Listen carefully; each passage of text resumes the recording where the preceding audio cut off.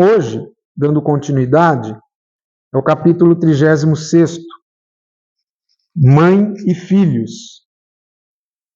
E o 37º, que vai falar sobre o santuário doméstico. Vamos recordar que nós estamos além já da metade do livro, que são 51 capítulos, e ele é uma semana, é o resumo. Isso está lá no primeiro capítulo. É o resumo de uma semana de trabalho de André Luiz, Vicente e Aniceto. Uma semana.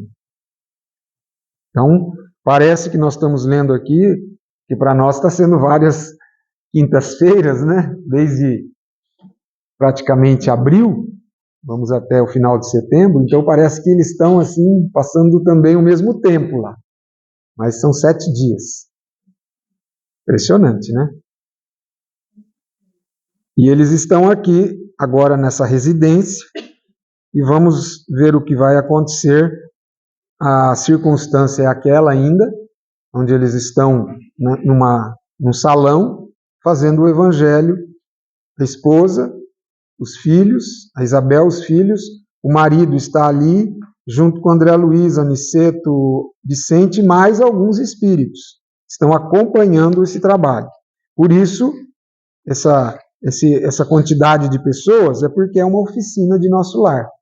É um pouso, vamos chamar assim, né? Onde, por essas razões, dessa evolução desse casal, que a gente viu que teve uma permissão, né? Um casal que veio do nosso lar, por essas razões, e por ela manter tudo isso, apesar da dificuldade, é considerado, foi elevado a ser um pouso de nosso lar. Então, capítulo 36 do livro Os Mensageiros, Mãe e Filhos. No comentário evangélico, eu recolhia observações importantes, interessantes, tal como no caso de Ismália, quando lhe ouvíamos a sublime melodia.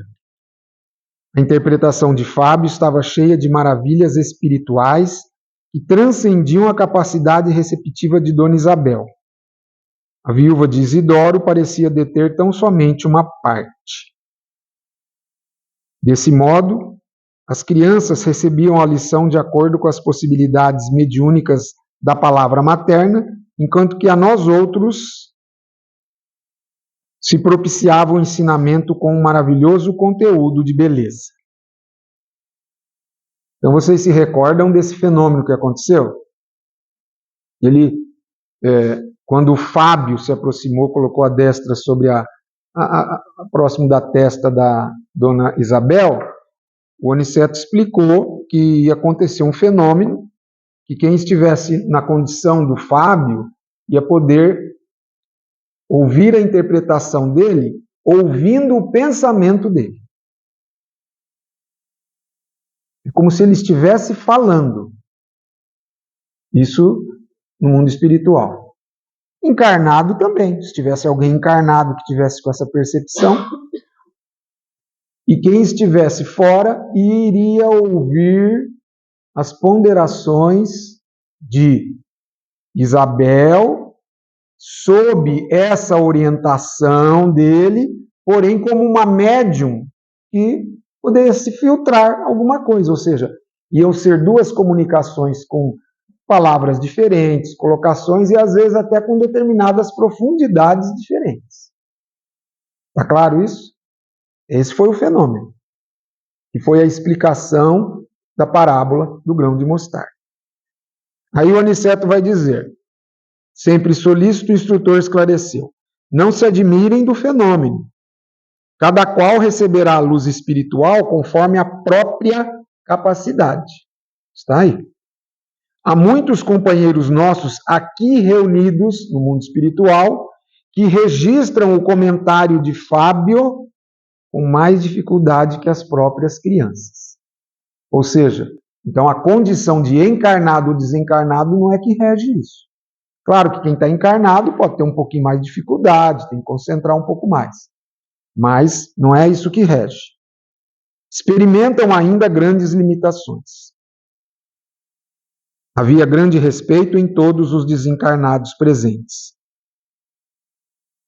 Fábio Aleto sentou-se em plano superior, ao passo que Isidoro se acomodava junto da esposa no impulso afetivo do pai que se aproxima solícito para a conversação carinhosa com os filhos bem-amados.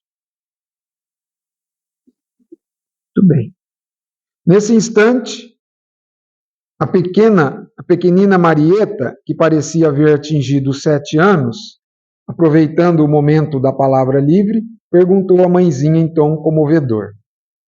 Aliás, só para fazer uma lembrança, que é muito válida, ontem no estudo do Evangelho, falando sobre o capítulo lá do quem tem que nascer de novo para atingir o reino dos céus, Jesus fala que é ouvidos de ouvir, né? Então essas pessoas que não conseguem entender as coisas do Fábio ainda não têm ouvidos de ouvir. Então, continuando, só uma observação que eu me recordei agora, para fixar o conhecimento evangélico. Mamãe, se Jesus é tão bom, por que estamos comendo só uma vez por dia aqui em casa? Na casa de Dona Fausta, eles fazem 2 refeições, almoçam e jantam. Nelly me contou que no tempo do papai também fazíamos assim, mas agora, por que será? A viúva esboçou um sorriso algo triste e falou: Ora, Marieta, você vive muito impressionada com essa questão. Não devemos, filhinha, subordinar todos os pensamentos às necessidades do estômago. Há quanto tempo estamos tomando nossa refeição diária e gozando boa saúde? Quanto benefício estaremos colhendo com esta frugalidade de alimentação? Joaninha interveio acrescentando: Mamãe tem toda a razão, tenho visto muita gente adoecer por abuso da mesa. Além disso, acentuou Dona Isabel, confortada, vocês devem estar certos de que Jesus abençoa o pão e a água de todas as criaturas que sabem agradecer as dádivas divinas. É verdade que Isidoro partiu antes de nós, mas nunca nos faltou o necessário. Temos nossa casinha, nossa união espiritual, nossos bons amigos.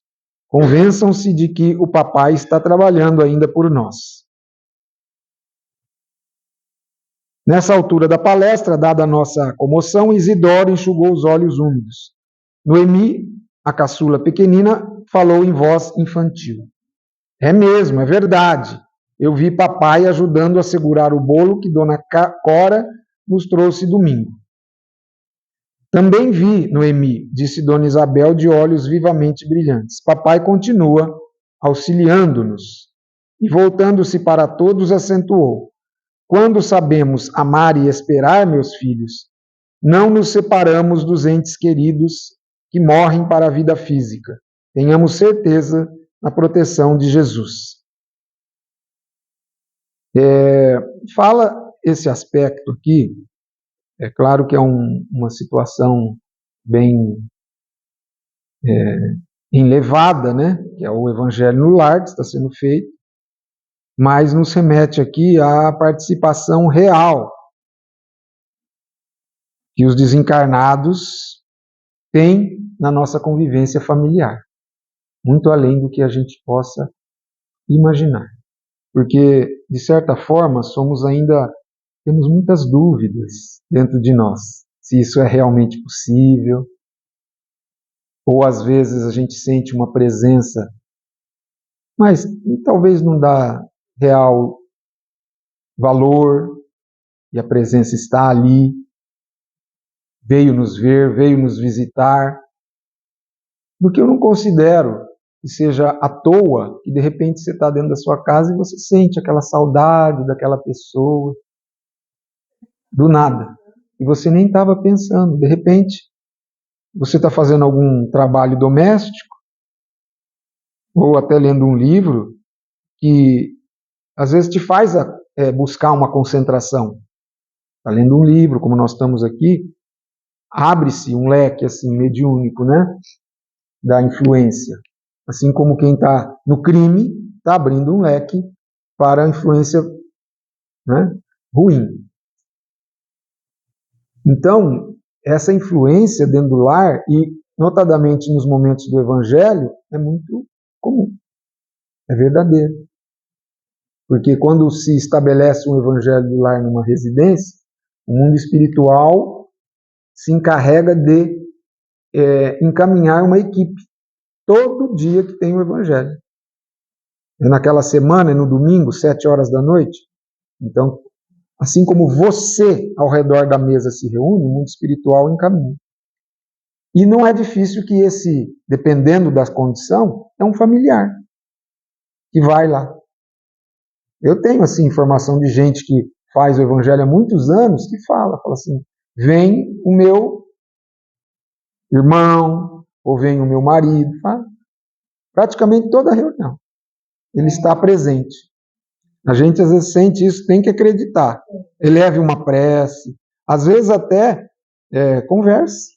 Fala, se você está aí, um abraço. Que bom que você veio. Converse. Vamos continuar. Marieta, parecendo agora absolutamente tranquila, sentiu. Quando a senhora fala, mamãe, eu sinto que tudo é verdade. Como Jesus é bom. E se nós não tivéssemos a senhora, tenho visto os pequenos mendigos abandonados. Talvez não comam coisa alguma, talvez não tenham amigos como os nossos. Ah, como devemos ser agradecidos ao céu. A viúva, que se confortava visivelmente ouvindo aquelas palavras, exclamou com profunda emoção: Muito bem, minha filha, nunca deveremos reclamar, e sim louvar sempre. E possivelmente não saberia você compreender a situação se estivéssemos em mesas lautas. Esse parágrafo dessas 3 linhas tem um ensinamento grandioso, né? Que a gente pode transportar para qualquer situação. A pessoa que não tem aquela carência daquilo, não valoriza e não aprende. Possivelmente não saberia você compreender a situação ou a lição se estivéssemos em mesas lautas. E é tão verdade isso, né? Quando a gente vê que pais que criam os filhos assim no excesso, autorizando tudo, deixando tudo. E aí você vai vendo como que vai. Esse capítulo e o próximo fala muito da orientação educacional. Né? Vamos ir percebendo isso. Você vê que ela está tendo uma conversa, um diálogo assim que vai se aprofundar somente agora com a participação do irmão, e ela não vai perder a oportunidade. E o ensinamento vem para nós. Observei, porém, que o menino não compartilhava aquele dilúvio de bênçãos. Lembra que esse garoto, ele está na família, mas ele é proveniente de regiões inferiores. Vocês se recordam disso? Quando ela descreveu esse perfil assim espiritual de cada membro ali da família. Entre Dona Isabel e as 4 filhinhas havia permuta constante de vibrações luminosas, como se estivessem identificadas do mesmo ideal e unidas numa só posição. Mas o rapazote permanecia espiritualmente distante, fechado num círculo de sombras. Se você está vendo que é uma família, e você poderia alegar assim, nossa, mas como Deus pode deixar isso acontecer? Tadinho do menino. Isso daí são aquisições do espírito imortal. E é o mais novinho. Então, basicamente, é o mérito. É a capacidade que o espírito tem. Os outros, eles estão vibrando naquele diapasão da mãe. Entendendo. Inclusive, entenderam essa parte dura, porque parece que é uma lição que é fácil, mas não é. Mas elas entenderam que, na carência, elas estão tendo uma lição de aprendizado que não teriam em qualquer escola, talvez. Elas captaram isso. Você vai ver que o menino não ficou satisfeito com isso. Né? Então ele vai dizer, de quando em quando sorria irônico, insensível à significação do momento. Valendo-se da pausa mais longa, ele perguntou à genitora menos respeitosamente: Mamãe, que entende a senhora por pobreza? Aí a pergunta. Você vê uma criança. Se ele está perguntando isso no contexto do que eles estão falando, não é uma pergunta de criança. Não é uma pergunta infantil. Porque ele quer saber o que a mãe entende por pobreza. Porque elas estavam falando em suma da questão da pobreza, das dificuldades, das lutas, da dificuldade material. A espiritual não faltava ali dentro. Então vamos ver como Dona Isabel respondeu muito serena. Creio, meu filho, que a pobreza é uma das melhores oportunidades de elevação ao nosso alcance. Estou convencida de que os homens afortunados têm uma grande tarefa a cumprir na terra. Mas admito que os pobres, além da missão que lhes cabe no mundo, são mais livres e mais felizes. Na pobreza é mais fácil encontrar a amizade sincera, a visão da assistência de Deus, os tesouros da natureza, a riqueza das alegrias simples e puras. É claro, não me refiro aos ociosos e ingratos dos caminhos terrenos.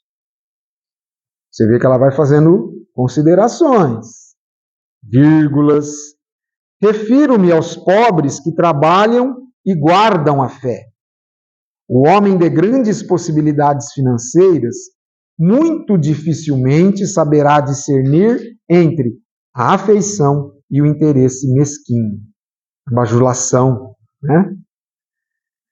Crente de que tudo pode, nem sempre consegue entender a divina proteção. Pelo conforto viciado a que se entrega, as mais das vezes se afasta das bênçãos da natureza e, em vista de muito satisfazer aos próprios caprichos, restringe a capacidade de alegrar-se e confiar no mundo. Jesus disse, né, que é mais fácil, não é, do que o rico entrar no reino dos céus. Estava se referindo a essas questões. Ela praticamente desenvolveu o que está no Evangelho. Não que isso seja impossível, mas ela está falando, vamos ser claros aqui. Ela está falando das dificuldades que a pessoa que tem muitas posses pode ter. E isso é extensivo a toda a família. Está ali sob aquele teto, dentro daquelas condições. Né? Apesar da beleza profunda daquela opinião, o Rapazola permaneceu impassível, respondendo algo contrariado. Infelizmente, não posso concordar com a senhora. Obrigado. Até os garotos do jardim da infância pensam de modo contrário. Dona Isabel mudou a expressão fisionômica. Assumiu a atitude de quem instrui com a noção de responsabilidade e acentuou. Não estamos aqui no jardim de infância, meu filho. Estamos no jardim do lar, competindo no saber que as flores são sempre belas, mas que a vida não pode prosseguir sem a bênção dos frutos.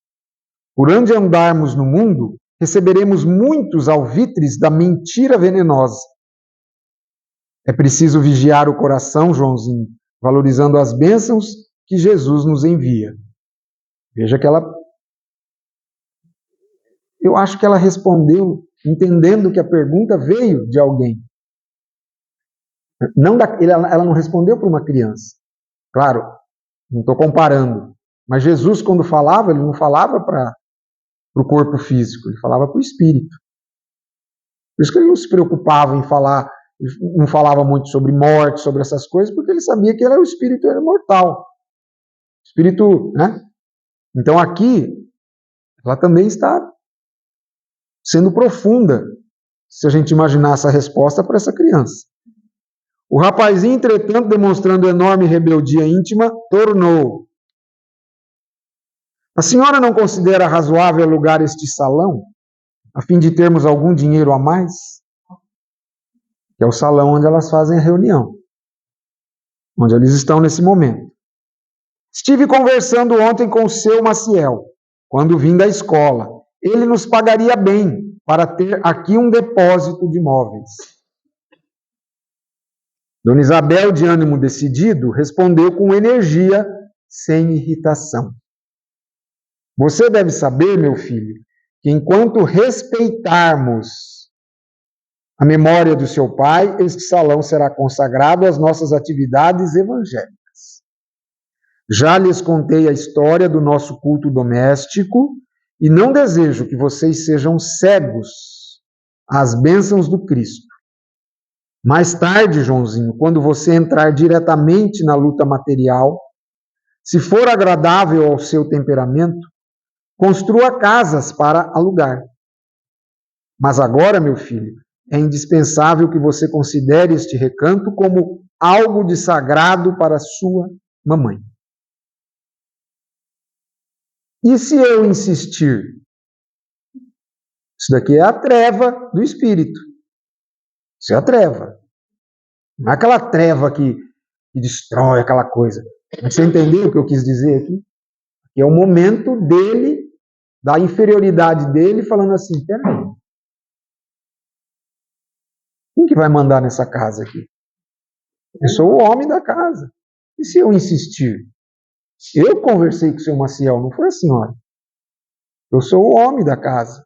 A gente pode lançar esse pensamento, né? Perguntou o mal-humorado pequeno orgulhoso. A viúva, muito calma, esclareceu firme. Se você insistir, será punido. Porque eu não sou mãe para criar ilusões perigosas ao coração dos filhinhos que Deus me confiou. Se muito amo a vocês, precisarei incliná-los ao caminho reto. Entendeu o que é inclinar? O pequeno quis retrucar. Olha aqui, ó. Olha o fenômeno. Mas a luz emitida pelo tórax de Dona Isabel, ao que me pareceu, diz André Luiz, confundiu-lhe o espírito rebelde e viu-o calar-se a contragosto, amuado e enraivecido.